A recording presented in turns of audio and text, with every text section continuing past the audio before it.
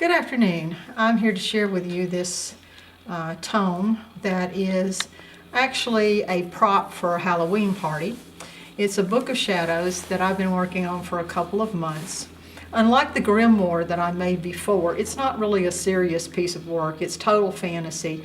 I couldn't use the grimoire that I had made before because number one, it went to a family member, and number two, the pages were dark, so even though I could have reprinted it from what I had on hand, it really didn't stand out like I would want a Halloween prop to do.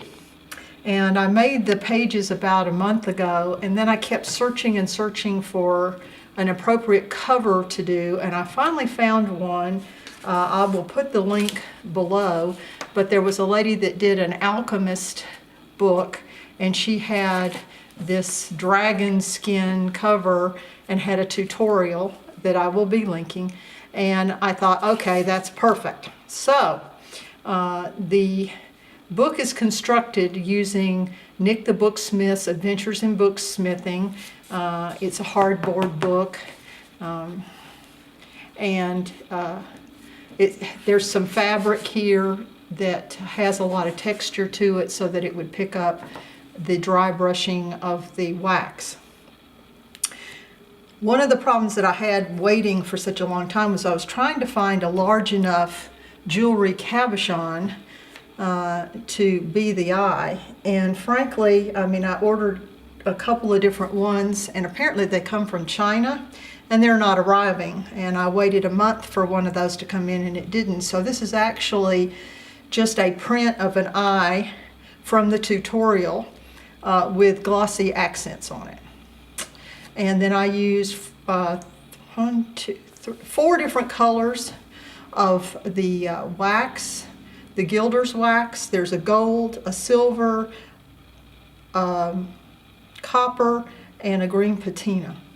So you can see a little bit of that wandering through here. The big deal when you're doing this is, she points it out in the video, you kind of start with copper on everything, or gold, whichever one, and then as you're going through and highlighting other parts, and you need to do it in sort of a random way so that you don't completely remove any one color. And then you just dry brush. I used my finger actually, I didn't use a brush, and pick up some of the texture elsewhere. I did do one thing differently from the way she does a tutorial. When she's building up these areas with collage medium, she uses white tissue paper, and then she has the tedious task of trying to get in to these little edges to cover up the white. Well, I circumvented that by using dark maroon tissue paper, and now it just kind of looks a little bit like, you know, skin or whatever in the eye, and you don't really notice the tissue paper edges at all. So I'm calling it a book of shadows, but like I said, it's more of a prop. I was a prop master at one time for a community theater, and so I enjoyed making these kinds of things, and I know that when you're on a stage or in a room, you need something that's bright and colorful, so that's what I did with this. I used several different kinds of things to do it, because if you were trying to do a real book of shadows, you might be looking for some pages. So these links for the books will be below, because I used JournalCentric's medieval pages, which is what this is, and then typed my own things in with some calligraphy fonts that I had gotten for free. I also did that with some of the MedievalMirage fragments. And then I have used some of Morgana's herb pages in the back that you'll see. ScreechOwlStudio has wonderful journal pages that I have seen that you have fill in the blank. It's sort of blank pages with titles, and they're really nice. Skyfiregraphics does these kind of black and white outlines of pages that you can color in. But I just, for something that was, well, get it right side up, that would be nice. For something that was just going to be not serious, I did not want to take the time to color in each of these pages before I typed it in. And so I elected to just use the JournalCentric and MedievalMirage pages in here.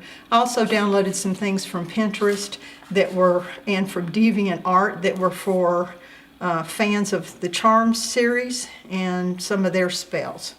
So like I said, it is not like the Grimoire before. I did use some of the things that I had found doing that, but I did not, you know, I'm not trying to say that this is a serious book of shadows for somebody who is a practicing witch. This is just a fun thing with lots of various color, and so that any page that someone at the party might open and look at would be full of interesting things for them to look at and read or think about, and just, you know, kind of enjoy a little bit of the spirit of the idea. And so, like I said, you can see that there's all sorts of things. All of the pictures are on Pinterest. If you Google Halloween or witches. This guy here I thought was pretty awesome, and then I had found this gathering of crows, and I just put those together. So if you opened it at that particular one, it was very interesting.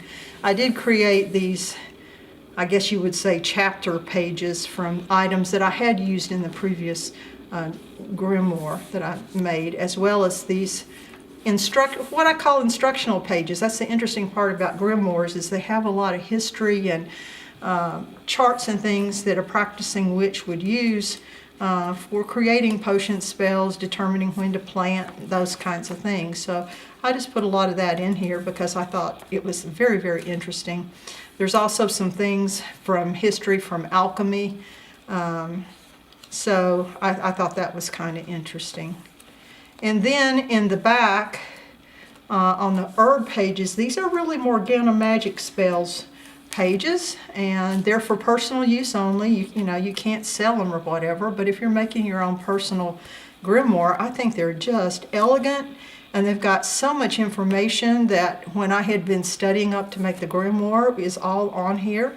So rather than reinvent the wheel and create my own herb pages, I just decided to use hers in here because I just, like I said, I found them just fascinating. So that is my Book of Shadows. All of these links will be below the video, including this link to the cover tutorial, and I hope you enjoyed it. Have a great day.